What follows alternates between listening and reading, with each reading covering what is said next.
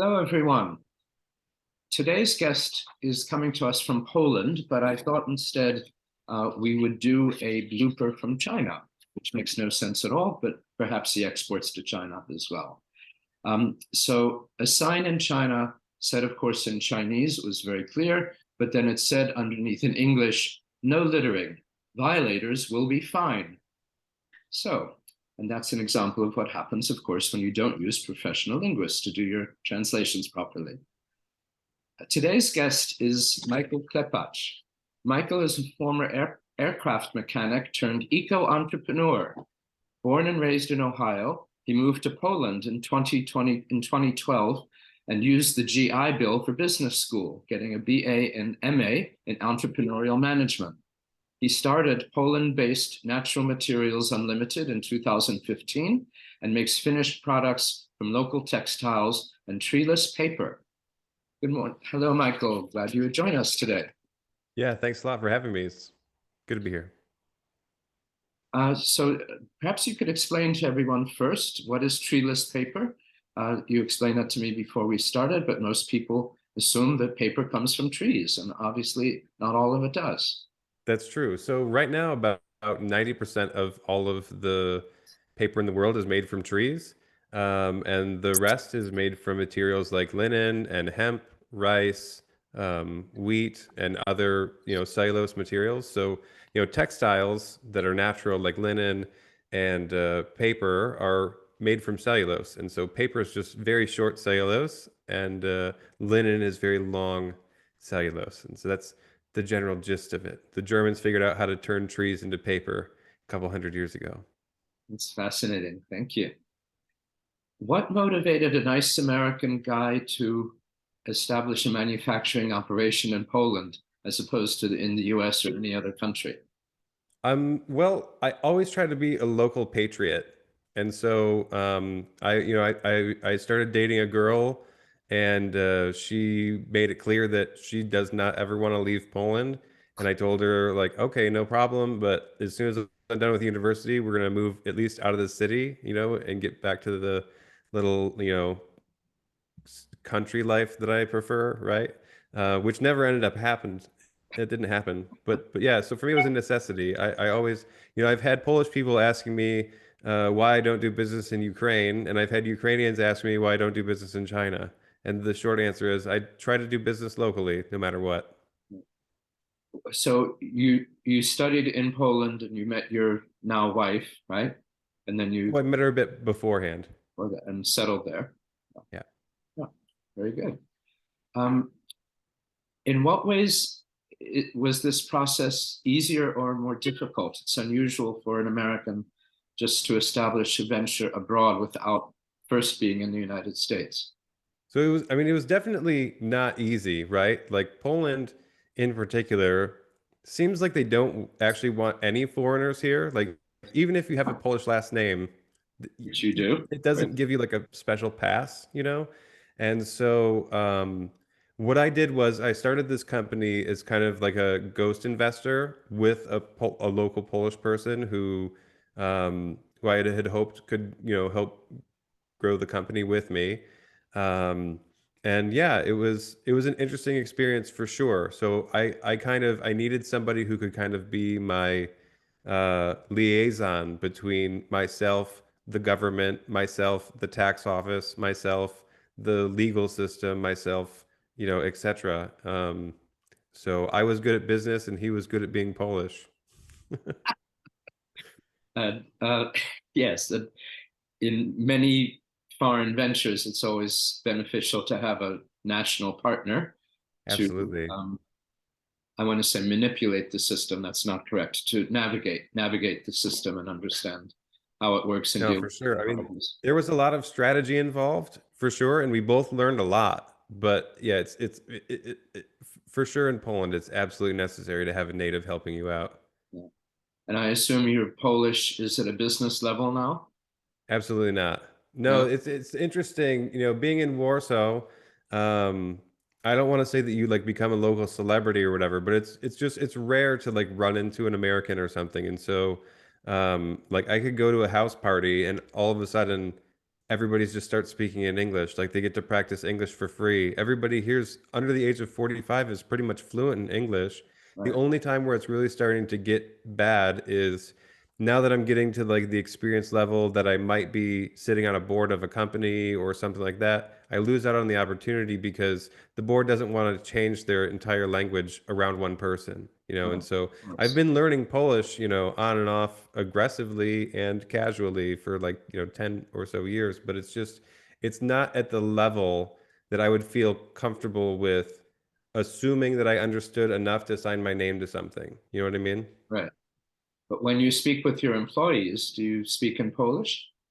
When I speak with my employees, I either talk to them in English or someone talks to them on my behalf. You know, so like with people who are in production, it's not generally necessary that I talk to them, but conversationally, like if I need to convey something to them about production or if something needs to change, like I could get away with it. Right, Um, but you know, again, it's not something I'd sign my name to. There's always some, you know, hand gestures and right. simple language, right? They talk to me like I'm 3 years old. Yes, naturally. That's great. I visited Poland in 2019, and a long-term American businessman there told me that the Poles have trouble connecting the dots, as he said, and realizing that this step would lead to the next step. And basically, what he meant is that they don't think through the entire process. Um, Now, I know you're in Poland and can't necessarily speak ill of your hosts, but Mm. what can you say about that in terms of the Polish way of doing business? You know, I'm not sure how to, it's not that I want to be polite or impolite, right?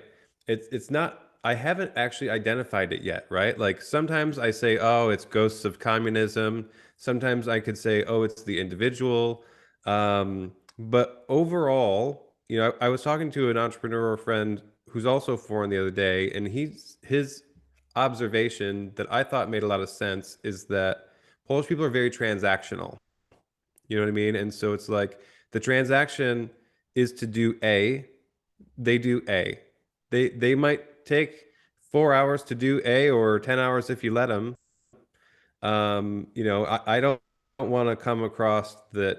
You know, I mean, I'm here, I'm doing business here, so Polish people aren't exactly lazy. They're all like hardworking people, Right. but I have noticed through, you know, partnerships that I've done that it's like, okay, guys, we've done this type of job before. You know, it's A through D. Why do I have to tell you to start B? You know, and that's true. It seems to me. But I mean, I'm a bit of an enigma. You know, I'm like a lean process management trained by Toyota Corporation, veteran, like hardworking enigma. And so maybe I just have high standards, but it sounds like your friend Mm, had a similar experience. yes, very interesting. Um, Tell me about just doing business in Poland, about the management methods, the marketing methods. Uh, Many guests have said in management, there's often the initiative approach and the top-down approach.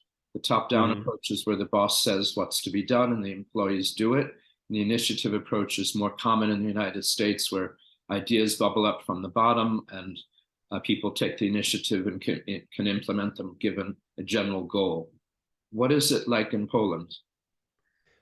Um, I think it can really be, it can be kind of both. Maybe it depends on the industry. I know within our company in particular, I kind of was thinking that maybe it was like like we actually created like a bad culture. In Poland, they have this phrase called Januszek, that if it's like a Januszek, so Jan is like a guy, and Janusz is a different form of his name.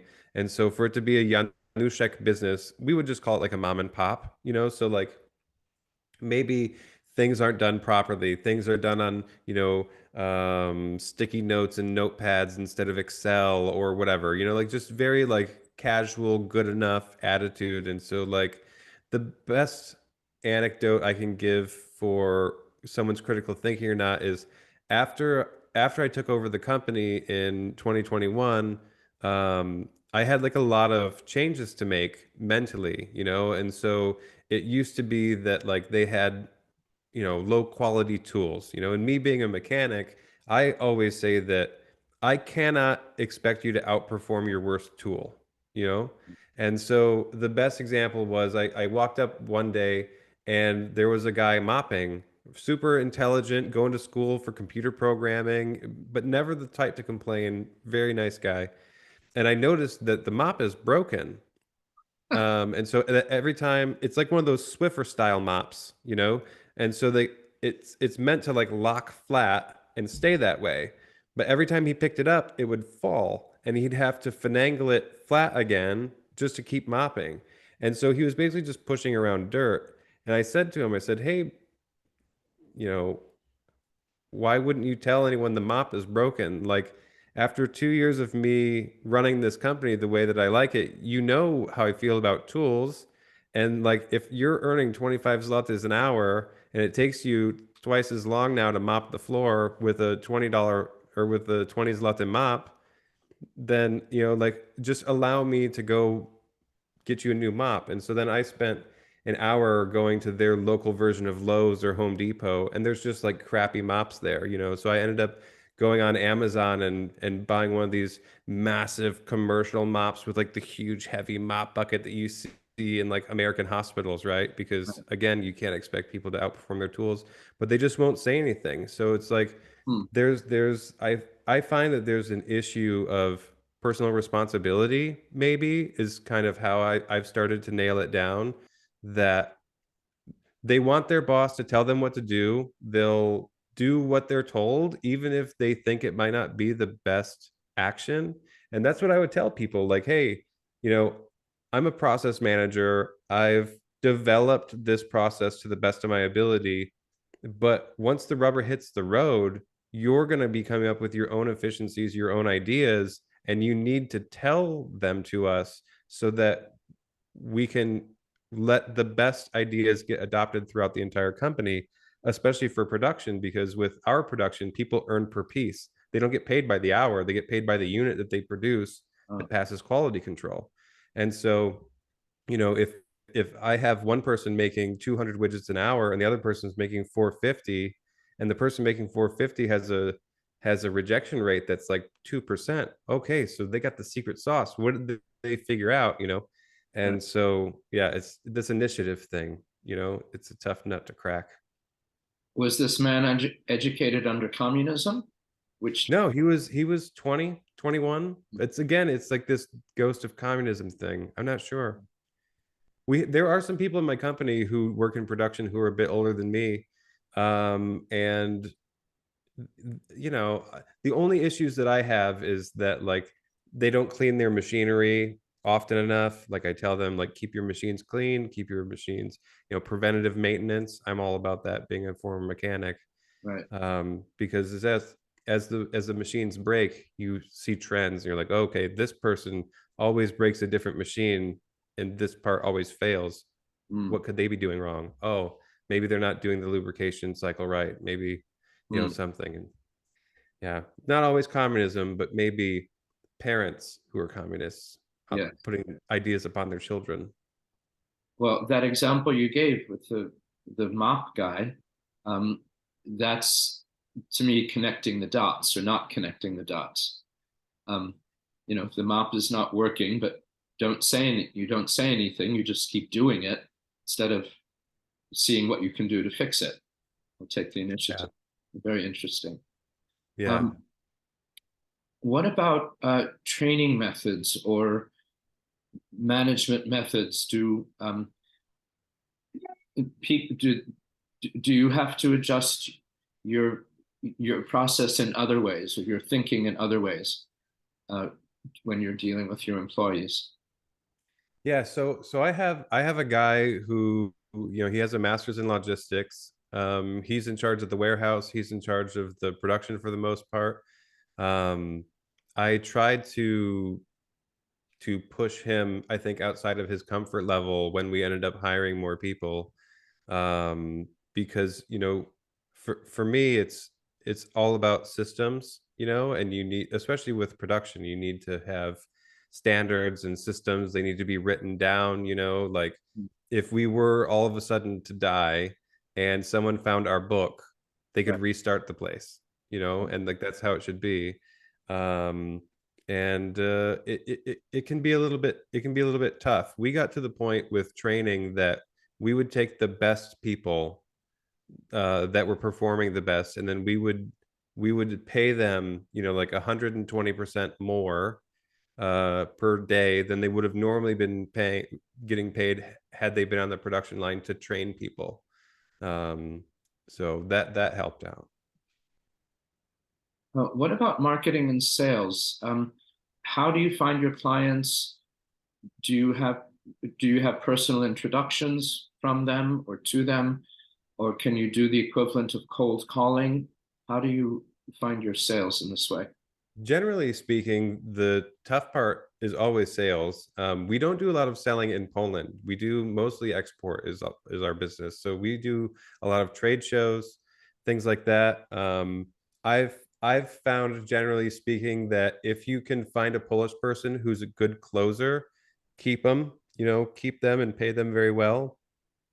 I think that Polish people are good at lead generation, but not so good at closing. And I can say that pointing at myself too, as well. For I'll call myself Polish in this case. I'm not a good closer. Like I can close a deal through my passion and like evangelical thinking, but I'm not quite good at the sale myself. Sales and marketing is something that we've always struggled with. We're the creative company. We're good at designing machines and designing products, but this it's we've always gotten lucky somehow, I think, with sales, Mhm. just by showing up and being present in the right events and things like that.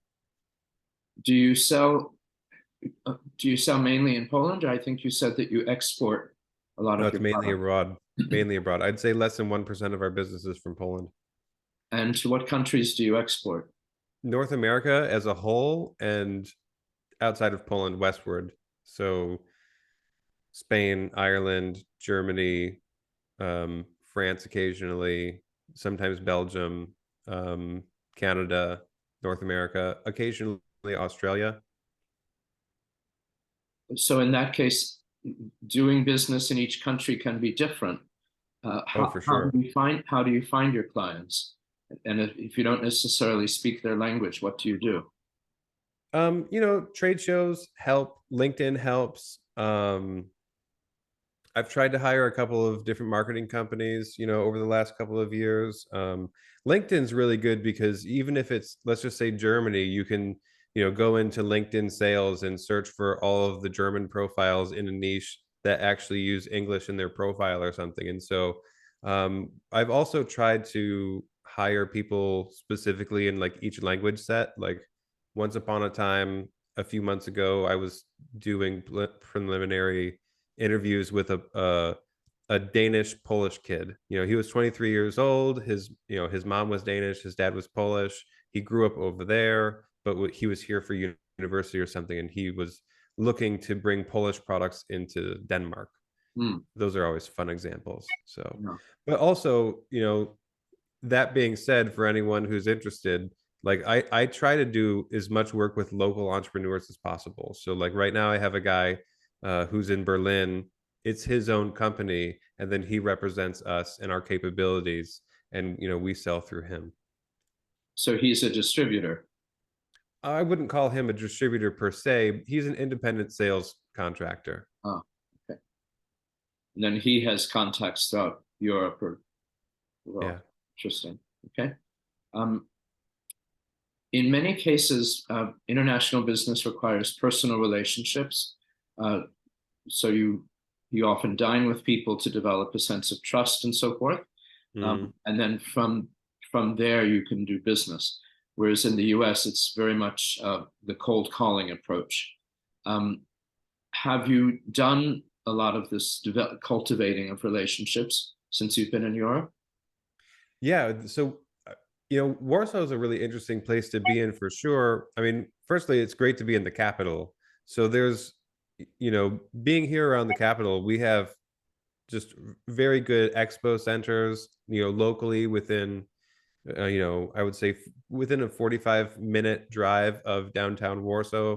There's lots of local like entrepreneur events and things like that. There's different chamber of commerces for different countries, you know. So at one time, actually, when we first started doing business, because you know we do things with eco-friendly materials, the guy who I had started to work with to be my business partner, I said, well, listen, we know that there's a lot of hemp being grown in Romania. Let's just go to the embassy. Like it's their job, you'd Mm, think. It one right. would imagine it's their job to make sure that their country is well represented in other countries and that we can do business between the embassies. And so we went to the Romanian embassy, and they're like, at the time they were one of the largest producers of hemp for um for non-medical purposes, so for industrial usage. And like the lady at the embassy was like, is this even legal? And it's like, you're one of the top exporters of hemp textiles and fibers. So it was Well, quite funny to see things, you know. Like I went to a meeting the other day with some people from McDonald's, and I handed them my business card and told them that it was made from hemp paper, and they smelled the business card like it would smell like weed or something. It's like, nope, it smells like paper. It's all cellulose. It doesn't smell like weed. So that's funny. it is funny. Um, but in your sales process, do you do a lot of um, wining and dining of potential distributors or potential clients? I like to take people to lunch. I like to take people to lunch. There's a really great place. I'll plug them. N31 downtown Warsaw by the Novotel Hotel. They're amazing. They give you a great experience for what you can get per person for like 65 zlotys. It's my friend says this is like you. They treat you like a Russian oligarch. Complete with the caviar. Almost, Yes, almost. it's funny. Very good. So when you do business in, say, Ireland or Spain, do you actually go there, or do you have salespeople who travel Yeah, before you? so like any of those people for the most part we met through trade shows, and then it ends up being like, you know, they come here, we go there, etc. I mean, the interesting thing is has been COVID times though, right? Like there have been, I have never had so little opportunity to actually do face to face, and Right. all of a sudden people are kind of normalized. I don't want to say to this American style of doing business, but like this has become the new plane ticket. You know what I mean? Like people now are just kind of like, why bother? Like why bother go through all the effort when we could just have a face to face? And you know, because they have boardroom cameras that will switch back and forth between whomever was talking, and so Yes. it's it's it's interesting the changes that have happened since 2019. What about other elements of your process of pricing, design? Um, I don't know, colors, if that matters, but do you have to change your product for different markets? So you know, a lot of what we do is we do a lot of white labeling, you know, so we do a lot of whatever the clients prefer, you know, and so I mean it's interesting, right? Because we do a lot of things that are natural, and that includes products that are not dyed, you know, so undyed textiles is a huge part of our business. And so you know, you get to see who actually cares about colors and which colors, who has opinions about which materials is always interesting. But yeah, it's, I don't know, it's tough to say. It's hard to, I can't put a statement on it, I guess. Give us some examples of the kinds of products that you sell. Yeah, so we've done lately, we've been doing, well, actually, lately, we've been finally once again working on a yoga mat for a Spanish company, Mm, and for an Irish company. So it's been a bit of a holy grail for me besides the hemp paper, because pre Ukraine war, pre COVID, we were producing them in Ukraine. The issue was is that we wanted to use European Union materials, and then it was getting brought over to Ukraine, taxed there, sewn there because it uses a special sewing machine that is very available in Ukraine, and then sent back and being double taxed. And so it kind of hurt the business model a bit. And so, but but now the other, because we don't do everything, right? It's impossible, right? There's so many within the textile industry. There's so many different art forms, that we can't have every machine, we can't have every person trained and stuff. And so this, in Polish they call it pikowanie, but I call it's like a quilting machine. So it takes 2 meters wide fabric on the top and bottom plus insulation and puts it through this massive multi-head sewing machine. So instead of having just, you could do a dual access sewing machine and do, say, one duvet at once, or you can have this quilting machine that has multitude of sewing heads and does it all at the same time. And so we've had a hell of a time trying to find a partner willing to do the materials that we use, because unlike Egyptian cotton and some kind of synthetic insulation, the materials that we work with are a bit tougher and harder for the needles to pierce, harder on the machines, etc. And so hopefully we've solved this problem and we can finally start selling yoga mats that are eco-friendly out west. But I don't want to say yes yet. When you say textiles, I think of textiles as clothing primarily. Yeah. Or cloth that can be made into clothing. And you're talking about yoga mats and then textiles. What other kinds of products do you make? Sure. So we work with a knitting company. So he can do flat knitting or 3D knitting, which is just the coolest thing I've ever seen. It's basically like a knitting machine is like your grandmother's hands that go back and forth like a typewriter, kind of.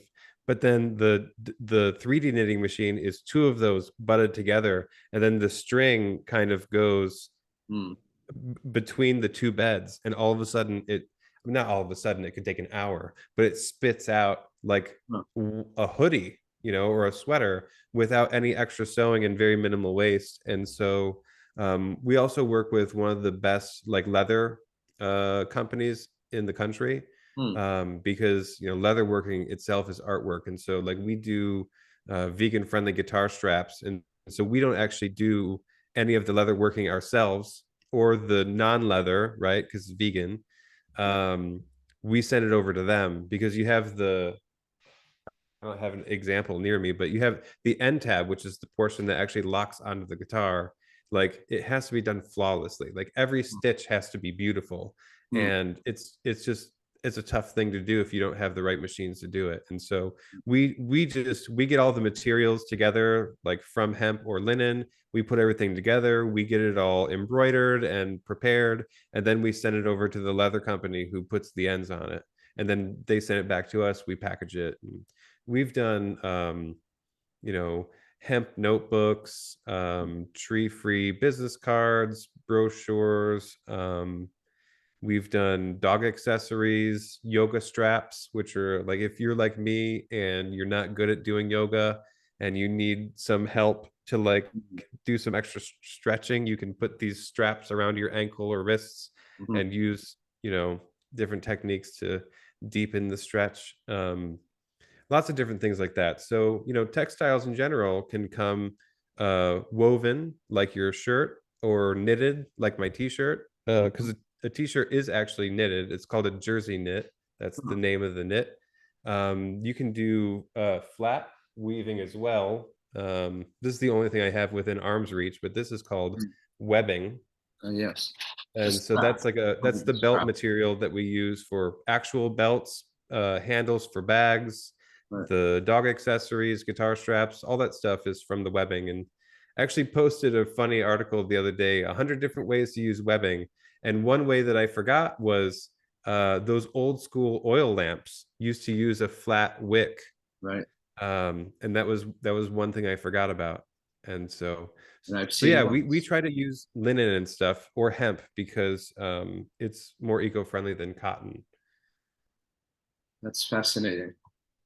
What about the Ukraine war? How has that affected your operations? I mean, it hasn't affected us so much directly, but it's affected the speed of which we can evolve, you know? So like a large portion of hemp textiles comes from Ukraine, and it's still a bit available, but it's kind of hard to navigate, right? And so there's a lot of, like, I know plenty of entrepreneurs there, like Oksana Devo from Devo Home. She she's in the Netherlands now. You know, she was in Kyiv. Her business is still going. You know, obviously her employees are scattered all over the place, and her ability to produce items is, you know, probably diminished. But you know, I think they're over there making the most of it. But yeah, I mean, Russia, Ukraine, Belarus, all big producers of hemp and linen. Romania, big producers of hemp and linen. I think what we're seeing right now, though, is Poland has a huge opportunity to become a major player in supplying hemp to Europe. It's Mm. not quite well suited to produce linen, which is from flax, as Belgium and France, because they have a different climate. But we're going to see over the next 10 to 15 years, especially, a big movement going from flax to hemp, because hemp is more drought tolerant. Hmm. Very interesting. Thank you. Yeah. Is there anything else you'd like to add before we close? You know, I mean, I would say, regardless of all the challenges in Poland, there's a lot of low-hanging fruit here. There's a For any like American entrepreneurs who are over there wondering where's a good place to start a small business.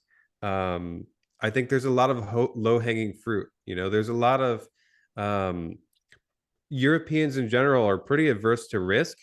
And I think that for whatever reason, Polish people seem to be more averse to risk. Whereas in the American culture, we say things like fail forward and first attempt in learning and things like that. We have a different relationship with failure. And so it's not like that here. And because of that, and because of maybe difficulties of regulations and navigating legal systems and stuff here, there's less entrepreneurship than there should be. Like, of course, I would love to see as much entrepreneurship as possible, but yeah, the basics for me is that, like, I'm not leaving, and there's lots of opportunities, and I know exactly what business I would be doing if I weren't doing this. And would you ever consider doing it in the United States or expanding The in Europe? Well, the business that I would do here, if I weren't doing the business I'm doing now, is already in the United States, which is why I would do it here. Right. Um, Makes but the sense. business that I'm doing right now, I think I wouldn't really be able to get away with it. You know, Poland, it works out really well right now because Poland is not on the euro, and the minimum wage here is so low. And so my company in particular, we advertise ourselves as a company that pays more than minimum wage. And even though we're paying, you know, say 20% more than minimum wage or more, that still is much lower than the minimum wage in Germany, much lower than the minimum wage in France or Ireland or the US. Mm. And so you can give people here, you know, $6 to $9 an hour. And, you know, $9 an hour is a great wage for someone who doesn't have a college degree. Right. Very true. And that's Yeah. a wonderful opportunity that Poland has over other countries. Yeah. Yeah. That's another good reason to stay. Yeah. Hardworking people who, you know, the cost of living here is just so much less. You know what I mean? Mm. And what about the education level? Are people easily trained? I think so. You know, like some of the best people who ever worked for me, one in particular, didn't even finish high school. You know what I mean? I think we do a lot of you know, physical work and stuff like that. A lot of like blue collar style stuff with you know, different industrial techniques or even sewing. And I think that, you know, a lot of that is, let's just call it vocational work. No different than being an aircraft mechanic, which I consider a vocation. You Right. know, it's not like being a chemist or a scientist or a doctor or something where you need university. I'm not actually a big believer in higher education Yeah. so much in that way. I think the best way to learn to be an entrepreneur is to find a mentor, or something. And then to do it, Yeah. just to do it. Well, thank you. Before we close, I'd like to remind all of our listeners and viewers that on our website, under Michael's contact information, you'll find many other products and services that can benefit you in business or you and your family and friends. One of them is called IGIC Worldwide, which is a way for you to get the insurance settlements you deserve when you experience a flood, a fire, auto accident, a tornado, a natural disaster, or anything causing a property or casualty damage. IGIC is an intake center that will connect you to a lawyer at no charge, at no upfront charge, even if you don't speak English. And that's our unique selling proposition right there. For business, you can benefit from the insights of Rainmakers Forum, which brings you unparalleled business intelligence to facilitate your growth. And for young children, if you've got children under the ages of, say, 11, between 5 and 11, the Dancing Pancakes book and song teaches young kids to resist drugs, drinking, and smoking. And finally, for translation or global marketing requests, you may contact us at Auerbach International or contact me on our website with ideas and topics that you'd like to learn about. And with that, I'd like to thank Michael Klepacz very much for joining us today. Thank you very much. And hope that all of you will join us next week for another episode of Global Gurus and their stories of international business. Thank you.